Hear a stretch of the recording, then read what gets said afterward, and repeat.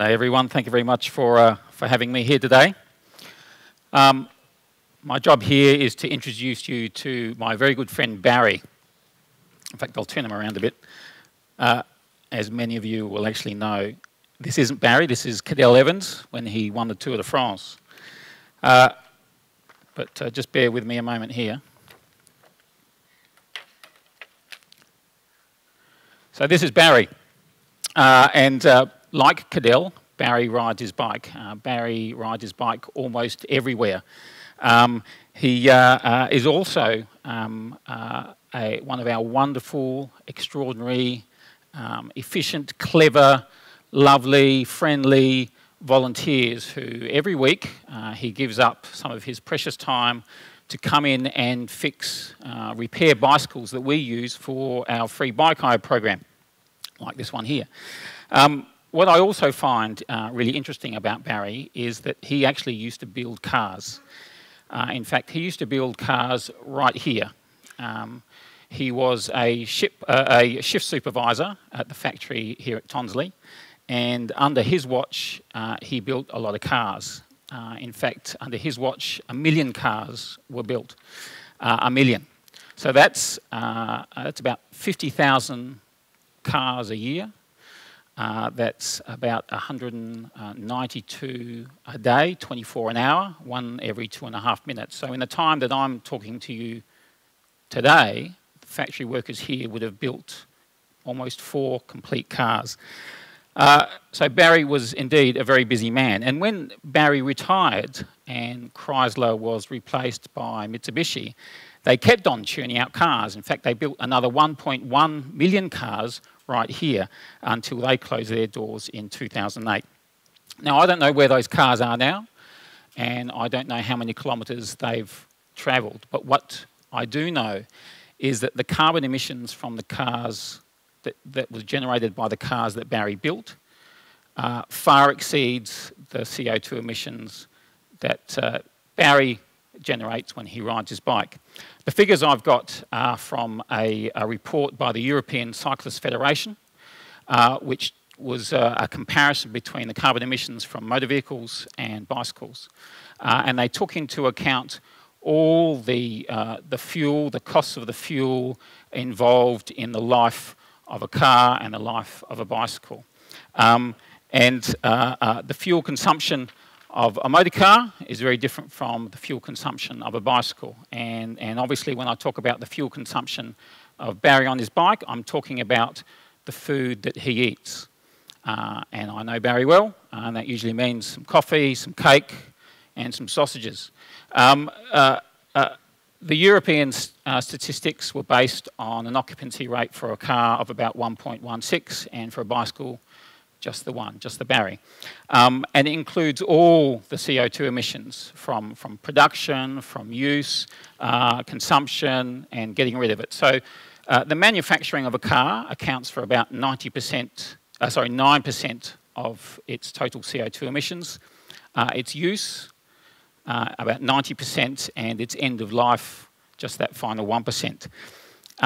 And there's a lot of variables here. The European Cyclists Federation calculated all the different aspects, and they came up with the statistic that when you take virtually everything into account, the total CO2 emissions of a motor vehicle is about 271 grams per kilometre travelled. Now, if we think about that, the distance between where we are today and the main Flinders University campus is about 3 kilometres, depending on which route you use. So to take your car from here to there and back uses up about generates about 1.6 kilograms of CO2 emissions.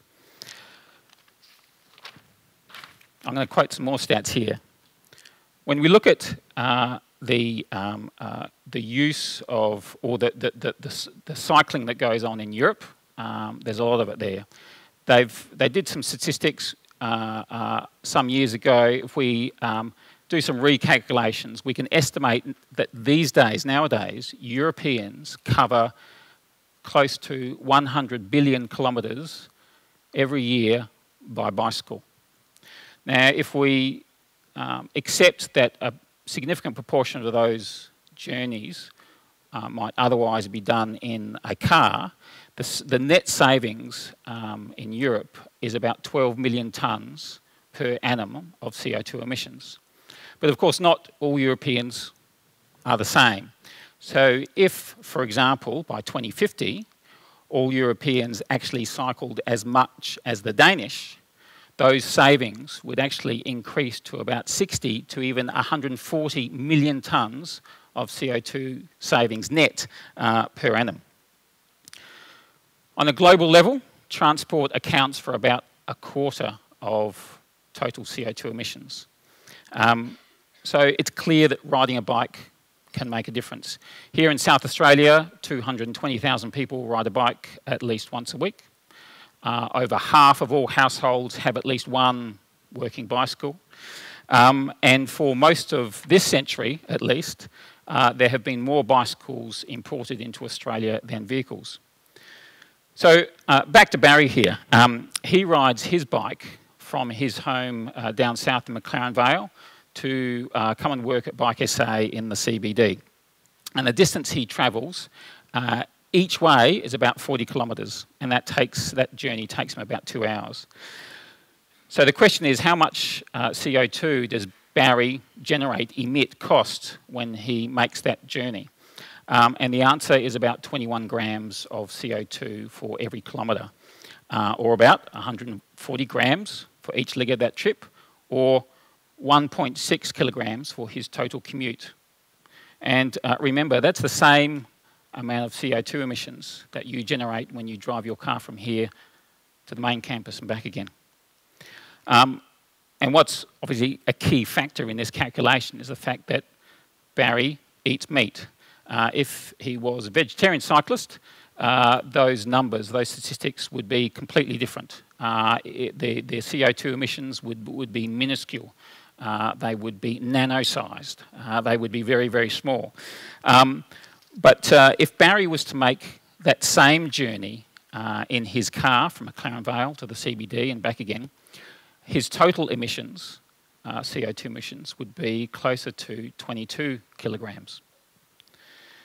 Recently, I asked Barry why he rides his bike, and he said, rather facetiously, because he can't bloody well afford a car. But the fact is, Barry actually loves his cars. I mean, he built 1 million of them. And he's not really that green per se. His main motivation for riding his bicycle is not to reduce his CO2 emissions. He rides his bike because he loves the wind through what's remaining of his hair. He loves riding with his family. He loves riding with his mates. And as you can see, he loves wearing lycra. He loves cycling simply for the fact that it keeps him fit and healthy and happy. So maybe in his lifetime, Barry will never cycle enough kilometres to offset the CO2 emissions from the 1 million cars he built. But I know Barry quite well, and I know that he will continue as hard as he can to give it a go. Thank you very much for your time.